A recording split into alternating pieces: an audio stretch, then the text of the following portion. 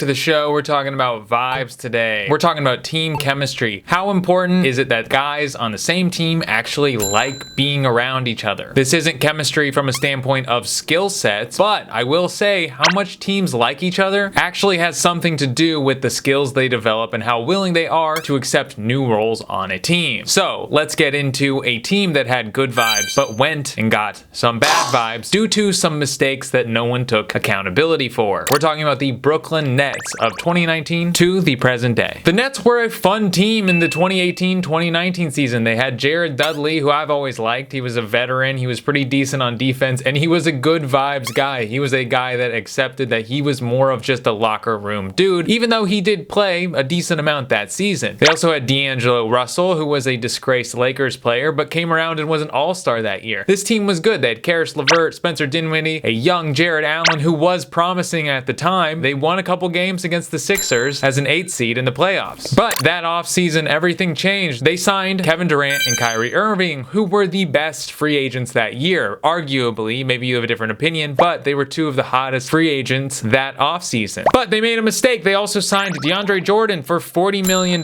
for 4 years and started him over a promising Jared Allen. First mistake. Vibes worsen. DeAndre was not that good. Then later they fire Kenny Atkinson. Even though Kenny Atkinson was having a pretty decent season, they were winning. Kevin Durant was injured and wasn't even playing, but they were still good. Allegedly, under the wishes of Kevin Durant, they hired Steve Nash. Vibes get a little bit worse, or a little bit weird, I would say. Then in the 2020-2021 season, Kyrie goes missing. He takes some time off and doesn't say where he went. If I were on the team, I'd feel a little bit disrespected. Vibes get a little bit worse. Then the Nets trade away a lot of that good vibes core with Karis LeVert leaving, Taurean Prince leaving, Spencer Dinwiddie leaving, Jared Allen, a promising big, leaving the team for James Harden, who had 1 year left on his deal and was injured and also out of shape. We all remember the large, the big fat suit, James Harden. He was not in great shape. Still had the skill, but was not in great shape. Kevin Durant also was not happy about this. Vibes are getting bad. We're almost in bad territory where the Nets look like a team with some pretty bad energy. I'm not even talking about the losses. Obviously, they never won a championship. I'm just talking about mistakes. I don't think losing a game is a mistake. It's just something that happened. Everyone's trying to win. Then Kyrie refuses to get vaccinated and he can't play. He can't play on the team, or later in the season, he'll be able to play in away games. Vibes get even worse because Kevin Durant and James Harden are not happy about this. James Harden, being so unhappy about this, forces a trade to Philadelphia where he thinks he'll have better opportunities. Vibes are full on bad now because they gave away so much for James Harden, and in return, they're getting a injured Ben Simmons. Vibes are still bad, but it's like, okay, well, maybe this will be good. Maybe they'll be able to turn it around. Maybe something's happening here. Kyrie is playing. So vibes aren't full on bad right now. Then obviously the Nets lose in the first round of the playoffs to the Boston Celtics. Kevin Durant wants out. Kevin Durant probably should take accountability for a lot of these aforementioned mistakes, but he does not, and he wants out, or he wants Sean Marks and Steve Nash fired for him to come back. To no avail. Now he has to go back and work with these guys because his trade demand was rejected and his request to get the leadership fired was not accepted either. Now he's back working with these guys again. Vibes are funny now. It's not tragic. It's not bad vibes. It's funny now. It's full on so bad that it's come back around and we're all just enjoying it. Then Kyrie tweets out some Black Israelite propaganda documentary and things get really bad. Things are now not funny anymore. They're just absurd. It's just confusing. It's hard to understand his motivations for doing that. Steve Nash then gets fired, so he does get what he wants after all. Expectations become full on low for this team. No one expects this team to be any good. But now that expectations are so low, the team is actually performing very well again. But personally, I think it's only a matter of time, or maybe just a losing streak to happen to trigger more bad energy for this team. So all that being said, there are a lot of mistakes that happened. There were a lot of things that went wrong along the way. But the thing is, no one took accountability for these mistakes. You make mistakes. I make tons of mistakes. You can make loads of mistakes, but if you go back and you look at them and say, hey, I'm going to take responsibility. I made these mistakes. They're my fault. People can accept that, but no one did that. So you have all this bad energy laying around where no one wants to say, hey, this is my fault. Let's move forward. Let's take a look at Golden State. Obviously, they won the championship. Everyone was getting paid lots of money. They had the highest payroll in the league. Everyone was happy. Everyone was hunky-dory. Then we hit the off season. Andrew Wiggins got an extension. Jordan Jordan Poole got an extension. We know Jordan Poole is a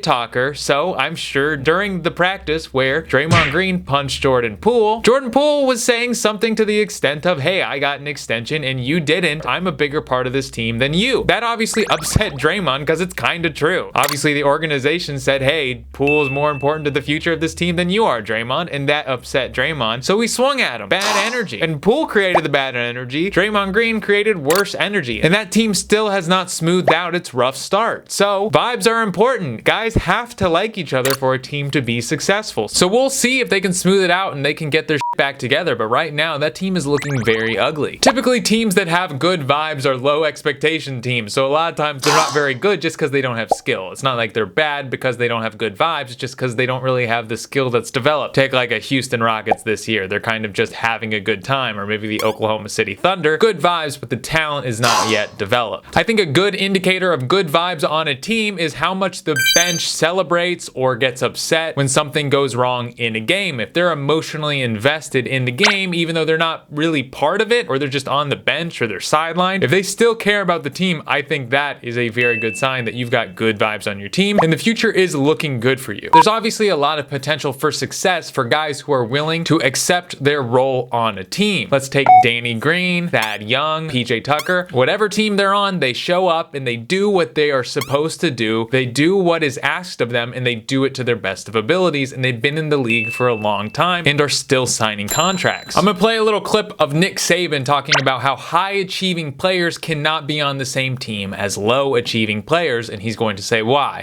Mediocre people don't like high achievers, and high achievers don't like mediocre people. So if everybody doesn't buy into the same principles and values of the organization and the same high standard, you're never going to be successful.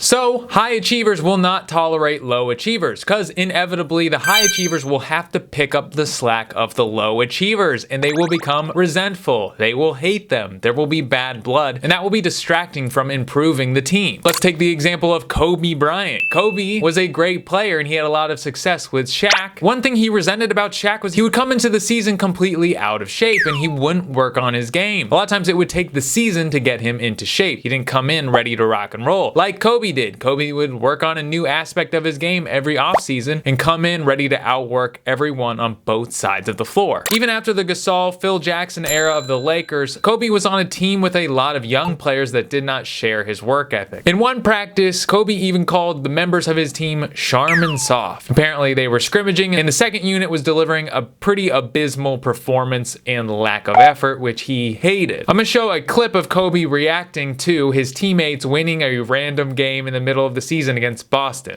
Back in the building. Y'all thought we was gone. My man Jay Lane was doing his thing. Jay Hill doing his thing. Nick out there hitting his free throws. You know how he do it. You know, Jay Lane going to the basket like ain't nothing to do it. You know what I'm saying? Hey, man, you got a nice suit on today too, man. Appreciate that, Swag. You got Miss Wow.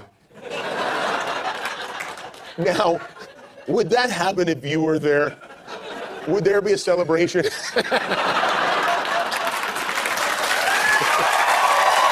All right, now let's compare that clip to 2009 when Kobe is doing a press conference after Game 2, going up 2-0 on the Orlando Magic in the finals. Let's see what his reaction was.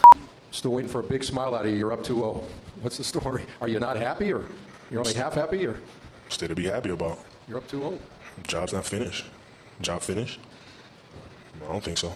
So my point being, Kobe was a high achiever, but he was not necessarily a great leader. He couldn't inspire the low achievers to become high achievers, which is easier said than done. That's no slight to Kobe. I want to credit Julie Fournier. I'm going to post her article that she wrote that I'm going to be referencing because she did a really great job. So I'm going to post the link in the description. She brings up two philosophers, Viktor Frankl and Sigmund Freud. Sigmund Freud thought that most humans' core desire was to seek pleasure, but Frankl said that humans' desire is to seek meaning, and if they can't find meaning, they revert to pleasure. So how does that relate to Magic Johnson? Magic Johnson was a great young player in youth leagues in Michigan. He was way bigger, way stronger, and way more coordinated than everyone else. So his coaches wanted him to handle the ball. They wanted him to score all the points because they could just go through Magic. And he was so dominant that they could win every game. Magic found this very unfulfilling and really didn't enjoy it. So he decided to adopt a new play style where he became a playmaker. He worked on his passing. He worked on getting getting other guys involved and improving his team and the guys around him. He found this way more fulfilling, and then as he got into college and got into the NBA, this was his main bag of tricks: ability to make plays. Had he not developed this in his younger years, he probably would have gotten caught up to by the other players. They probably would have got big and strong and more coordinated too, and he would have just been another big athletic guy with a lot of potential. But since he found fulfillment in making those around him better, he became one of the greatest point guards of all time. Some may say the greatest point guard of all time. A good vibes team I want to talk about is the 2014-2015 Warriors, kind of the 2015-2016 Warriors too, but that team was a bunch of homegrown guys. Obviously Iggy got traded there, but most of the team was homegrown and they played for each other and they knew their roles and they were willing to stick to their roles and execute to the best of their abilities. Curry knew he was the first option, obviously. Klay knew he was a sharpshooter and he was going to be the best perimeter defender. Draymond knew he was the defensive floor general. Iggy knew he was always going to have the toughest defensive assignment, and Bogut knew he was just supposed to protect the rim. All those guys were exceptional at their jobs, and that is why that team won. There was no one person that decided, hey, I want to be the star of this team, I want the limelight. They all knew their roles and they wanted to get the championship together, which they did. So ultimately, I think vibes are incredibly important, not necessarily for winning, but for enjoying your life. You're always going to be more fulfilled with things if you do them as a group. If you find a good group of people that are willing to sacrifice together, you're going to have a more enjoyable life. Will you win? I don't know. That remains to be seen, but you will enjoy the process. So thanks for being here.